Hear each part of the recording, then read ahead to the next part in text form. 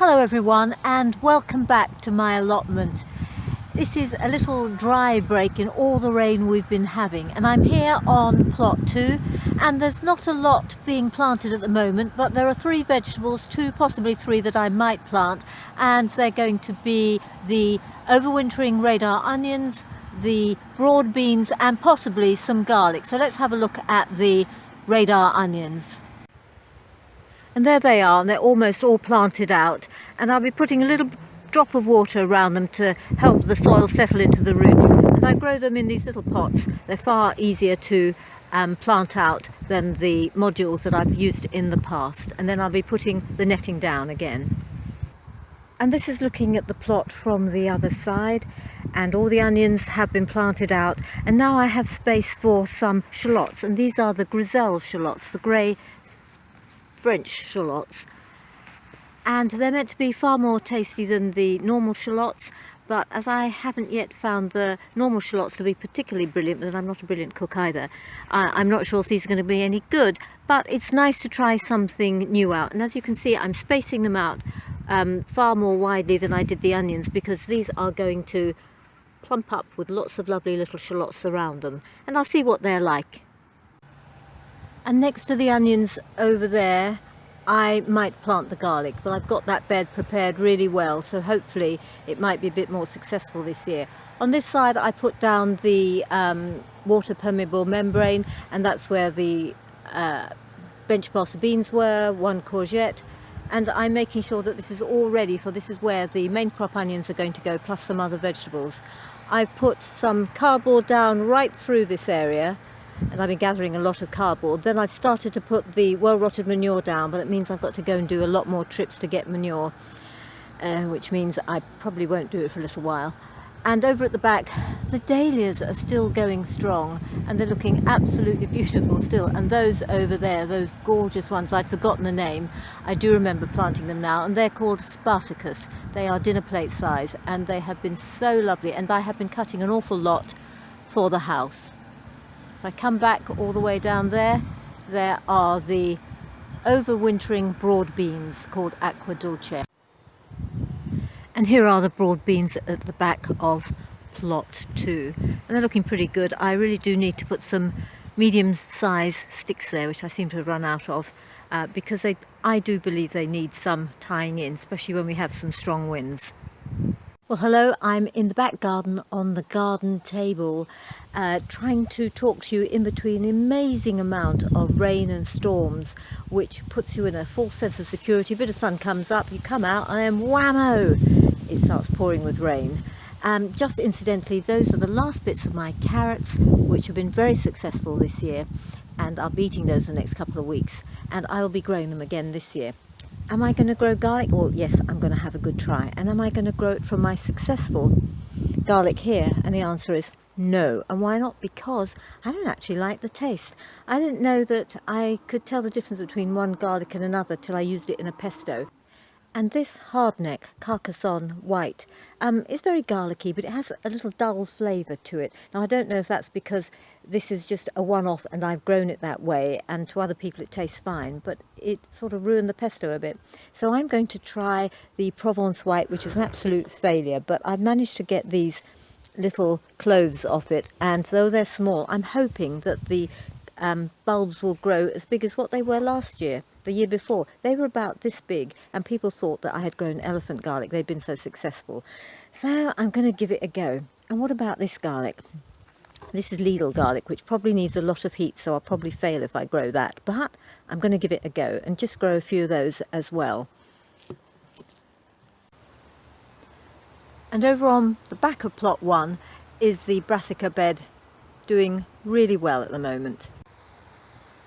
And on this side is claret, form of purple sprouting broccoli, and they look really good. They're doing very well. And as you can see, brassicas drop their leaves and turn yellow, and it's important to pick up these leaves, otherwise little critters will hide under them and eat the good leaves as well. So I do that from time to time. And as I move along, there's the ordinary purple sprouting broccoli, which has got beautiful, beautiful leaves. And it reminds me of what we have over here, cottager's kale, which I am so pleased with. I've already eaten some of this, and it takes a bit longer to cook than the Taunton Dean perennial kale, but it just does taste good as well.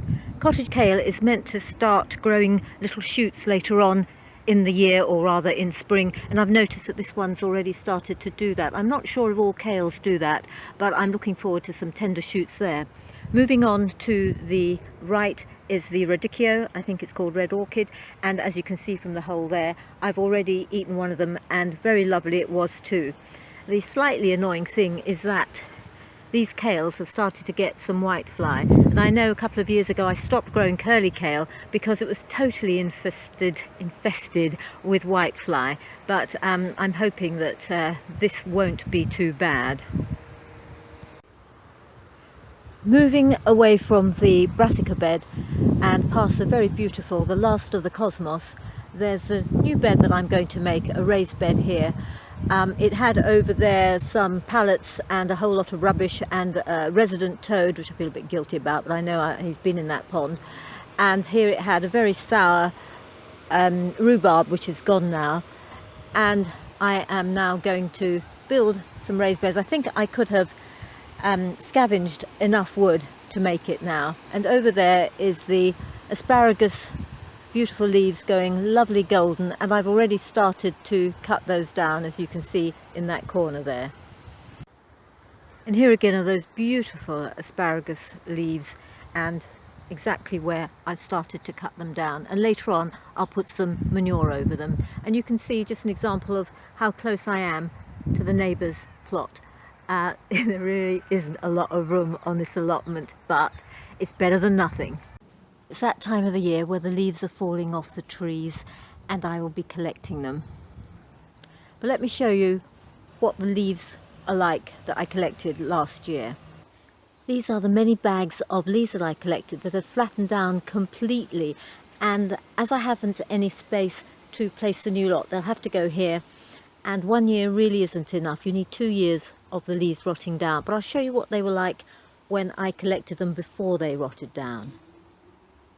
These bags over here, it takes 2.5 of these bags to fill each one of those, and these are the bags I can just about drag to the car and lift up into the car. So it's taken me about 20 bags, and I will be filling them up now into those bags. And this is how it's rotted down. It's really amazing, and although, as I said, it's only been 1 year, this is the stuff. It's beautiful stuff, and it will do as a fine mulch. If you want to see how the bags were when I had just filled them up, then my December 2019 video, number 14, will show you a little bit more. It really is well worth doing. And here are this year's quinces. I only got about 10 of them, and as you can see, the ones that ripened earlier don't have a problem. The ones that ripened later starts to have this problem here, and I'll show you what they were last year, and I had to throw out about 60 to 80 of them, which really hurt me, and they are enormous. You just see this one and my hand. It is absolutely gorgeous. I did trim the tree quite harshly last year, and I need to do a bit more trimming this year, and I put an awful lot of compost on them, well rotted manure. And altogether now I've got enough fruit, about 6-7 pounds of fruit, sorry, that's still in old money, with which to make some jam. And just over here, just to show you some of my gorgeous dahlias and some other flowers that I've got from the allotment. And this is the strawberry patch in my back garden, where I've interplanted a few lettuces, and I've tried to protect them more from the foxes than from anything else with these little water bottles, but as you can see, when I've taken a couple off, they're actually going to seed. Those leaves aren't bitter, so I shall be eating those, in fact eating all of these quite quickly. And on the other side is where I've got, that's a purple sprouting broccoli that I had to take out of the netting because it had grown too tall, and it's already forming little shoots up there. And if I move down to over here, you can see the Brussels sprouts. I am going to have some Brussels sprouts in a few weeks' time to eat. I'm so pleased. You can't see the budding kalettes from here, and they're just starting to come out now. So I'm pleased with that. It's the first time I'm growing them. And in my back garden, this is one of my favourite plants, Orondodonax variegata, also known as giant reed or Spanish cane. This is obviously the variegated version, but the common green version grows to about 5 meters and is native to the Camargue in France. So I think it grows, has been considered as a weed in parts of the States. And next to it, the lovely contrast of the Cotinus cogerea grace. There is another variegated version called something like peppermint stick, which is mainly dark green with a few white stripes on it, which I'm not that keen on. This was the best, but both of them can be seen, sorry again, at Wisley in its little tropical garden. I know I'm going to be known as Wisley Woman from now on, but this is absolutely beautiful. It is herbaceous and it will die down, but I won't cut the canes until the spring to protect the plant. Well, I hope you found this video of some interest. Please comment and please subscribe, and I hope to speak to you soon.